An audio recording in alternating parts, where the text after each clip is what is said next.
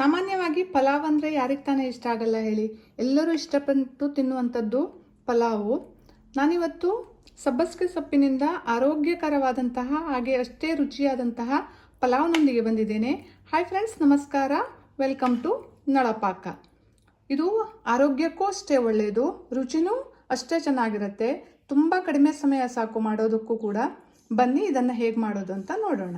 ಒಂದು ಕುಕ್ಕರನ್ನು ಬಿಸಿಗೆ ಇಟ್ಕೊಂಡಿದ್ದೇನೆ. ಇದಕ್ಕೆ ಒಂದು 3 ಟೇಬಲ್ ಸ್ಪೂನ್ ಆಗುವಷ್ಟು ತುಪ್ಪವನ್ನು ಹಾಕ್ಕೊಳ್ತಾ ಇದ್ದೇನೆ. ಒಂದು 8 ರಿಂದ 10 ಗೋಡಂಬಿಯನ್ನು ಹಾಕಿ ಸ್ವಲ್ಪ ಹುರ್ಕೊಳ್ತೇನೆ.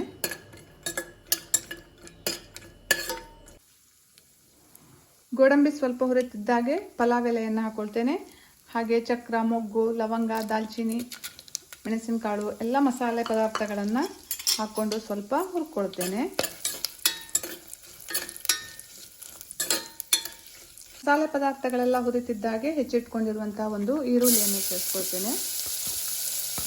ಹಾಗೆ ಖಾರಕ್ಕೆ ಒಂದು 3 ಹಸಿಮೆಣಸಿನಕಾಯಿಯನ್ನು ತಗೊಂಡಿದ್ದೇನೆ ನಾನಿಲ್ಲಿ, ಅದನ್ನು ಹಾಕ್ಕೊಳ್ತಾ ಇದ್ದೇನೆ. ಖಾರ ನಿಮಗೆ ಜಾಸ್ತಿ ಬೇಕಾದರೆ ಜಾಸ್ತಿ ಹಾಕ್ಕೊಳ್ಬೋದು. ಈಗ ಇದನ್ನು ಚೆನ್ನಾಗಿ ಫ್ರೈ ಮಾಡ್ಕೊಳ್ಬೇಕು. ತುಂಬನೇ ಸಿಂಪಲ್ ಆಗಿ ಮಾಡ್ತಾ ಇದ್ದೇನೆ ನಾನು ಈ ಪಲಾವನ್ನು. ಮಸಾಲೆಯನ್ನು ರುಬ್ಕೊಂಡು ಸಹ ಮಾಡ್ಬೋದು. ಇದು ಮಸಾಲೆ ಏನು ರುಬ್ಬೋದೇನು ಬೇಡ, ಹಾಗೆ ಮಾಡ್ತಾ ಇದ್ದೇನೆ. ತುಂಬನೇ ಚೆನ್ನಾಗಿರುತ್ತೆ. ಹಾಗೆ 1 ಟೀ ಸ್ಪೂನು ಶುಂಠಿ ಬೆಳ್ಳುಳ್ಳಿ ಪೇಸ್ಟನ್ನು ಹಾಕ್ಕೊಳ್ತಾ ಇದ್ದೇನೆ. ಇದರ ಹಸಿ ವಾಸನೆ ಹೋಗೋ ತನಕ ಇದನ್ನು ಫ್ರೈ ಮಾಡ್ಕೊಳ್ಬೇಕು. ಹೆಚ್ಚಿಟ್ಕೊಂಡಿರುವಂತಹ 1 ಟೊಮೆಟೊ ಹಣ್ಣನ್ನು ಸೇರಿಸ್ಕೊಳ್ತಾ ಇದ್ದೇನೆ. ಟೊಮೆಟೊ ಸಹ ಸ್ವಲ್ಪ ಮೆತ್ತಗಾಗಬೇಕು. ಈಗ ಹೆಚ್ಚಿಟ್ಕೊಂಡಿರುವಂತಹ ಸಬ್ಬಸಿಗೆ ಸೊಪ್ಪನ್ನು ಇದಕ್ಕೆ ಸೇರಿಸ್ಕೊಳ್ತೇನೆ.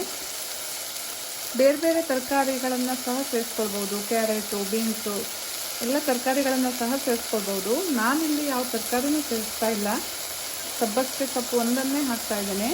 ಜೊತೆಗೆ ಸ್ವಲ್ಪ ಹಸಿ ಬಟಾಣಿಯನ್ನು ಸೇರಿಸ್ಕೊಳ್ತಾ ಇದ್ದೇನೆ.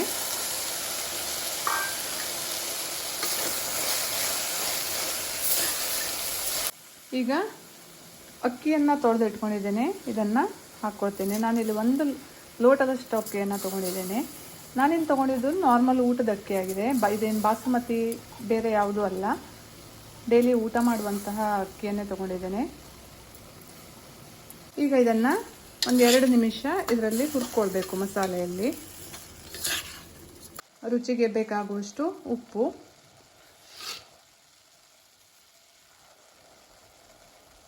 ಉಪ್ಪನ್ನು ಹಾಕಿ ಚೆನ್ನಾಗಿ ಇನ್ನೊಂದ್ಸಲ ಮಿಕ್ಸ್ ಮಾಡ್ಕೊಳ್ಬೇಕು.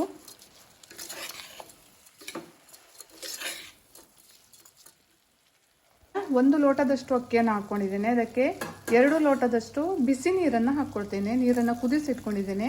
ಈ ಕುದಿಯೋ ನೀರನ್ನು ಹಾಕ್ಕೊಳ್ತೇನೆ. ಈಗ ಇದನ್ನು ಇನ್ನೊಂದ್ಸಲ ಚೆನ್ನಾಗಿ ಮಿಕ್ಸ್ ಮಾಡಿ ಲಿಡ್ ಕ್ಲೋಸ್ ಮಾಡಿ ಒಂದು 2 ವಿಸಿಲನ್ನು ಕೂಗಿಸ್ಕೊಳ್ತೇನೆ. ರೆಡಿ ಆಗೋದ್ರೊಳಗೆ ಇದಕ್ಕೆ ಸಿಂಪಲ್ ಆಗಿ ಒಂದು ಮೊಸರು ಬಜ್ಜಿಯನ್ನು ಮಾಡ್ಕೊಳ್ತೇನೆ. ಇದಕ್ಕೆ ಒಂದು ಪಾತ್ರೆಗೆ ಚಿಕ್ಕದಾಗಿ ಹೆಚ್ಚಿರುವಂತಹ ಈರುಳ್ಳಿಯನ್ನು ಹಾಕ್ಕೊಳ್ತೇನೆ.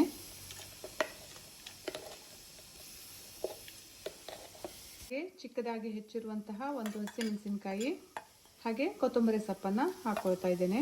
ಇದಕ್ಕೆ ಸೌತೆಕಾಯಿ ಬೇಕಿದ್ರೂ ಸೇರಿಸ್ಕೊಳ್ಬಹುದು.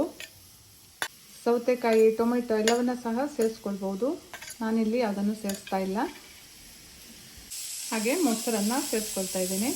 ಹುಳಿ ಮೊಸರನ್ನು ಹಾಕ್ಕೊಳ್ಬೇಡಿ, ಸಿಹಿ ಮೊಸರನ್ನೇ ಹಾಕ್ಕೊಳ್ಳಿ. ಹುಳಿ ಮೊಸರು ಆದರೆ ಚೆನ್ನಾಗಾಗಲ್ಲ. ಎಷ್ಟು ಬೇಕು ನಿಮಗೆ ಅನ್ನೋದನ್ನು ನೋಡಿಕೊಂಡು ಮೊಸರನ್ನು ಹಾಕ್ಕೊಳ್ಬೇಕು. ಹಾಗೆ ರುಚಿಗೆ ತಕ್ಕಷ್ಟು ಉಪ್ಪನ್ನು ಸೇರಿಸ್ಕೊಳ್ತೇನೆ.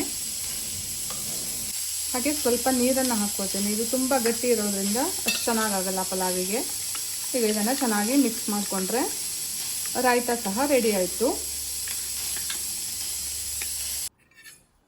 ನೋಡಿ, ಇದಾಗಿದೆ. ಈಗ ಘಮ ಘಮ ಅಂತ ಪರಿಮಳ ಬರ್ತಾ ಇದೆ. ಸಾಮಾನ್ಯವಾಗಿ ಮಕ್ಕಳು ಸೊಪ್ಪಿನ ಪಲ್ಯವನ್ನೆಲ್ಲ ಮಾಡಿಕೊಟ್ರೆ ತಿನ್ನಲ್ಲ. ಅವರಿಗೆ ಈ ಥರ ಪಲಾವನ್ನು ಮಾಡಿಕೊಡಿ. ಪಲಾವನ್ನು ಸಾಮಾನ್ಯವಾಗಿ ಎಲ್ಲ ಮಕ್ಕಳು ಇಷ್ಟಪಟ್ಟು ತಿಂತಾರೆ. ಖಂಡಿತ ಇದನ್ನು ಒಮ್ಮೆ ಟ್ರೈ ಮಾಡಿ, ತುಂಬಾ ಚೆನ್ನಾಗಿರುತ್ತೆ. ಇದಕ್ಕೆ ಮೇಲಿಂದ ಕೊತ್ತಂಬರಿ ಸೊಪ್ಪನ್ನು ಬೇಕಿದ್ರೆ ಹಾಕ್ಕೊಳ್ಬೋದು. ನಾನು ಹಾಕ್ತಾ ಇಲ್ಲ, ಯಾಕಂದರೆ ಸಬ್ಬಸಿಗೆ ಸೊಪ್ಪು ತುಂಬಾ ಪರಿಮಳ ಇರುತ್ತೆ. ಆ ಪರಿಮಳ ಚೆನ್ನಾಗಿರುತ್ತೆ. ಹಾಗಾಗಿ ಬೇರೆ ಏನನ್ನು ಹಾಕ್ತಾ ಇಲ್ಲ. ಸಬ್ಬಸಿಗೆ ಸೊಪ್ಪಿನ ಪಲಾವ್ ಹಾಗೆ ರಾಯ್ತ ಸಹ ರೆಡಿಯಾಗಿದೆ. ನನ್ನ ಈ ವಿಡಿಯೋ ಇಷ್ಟ ಆದರೆ ಲೈಕ್ ಮಾಡಿ, ಶೇರ್ ಮಾಡಿ, ಕಮೆಂಟ್ ಮಾಡಿ ಹಾಗೂ ಸಬ್ಸ್ಕ್ರೈಬ್ ಮಾಡಿ. Thank you.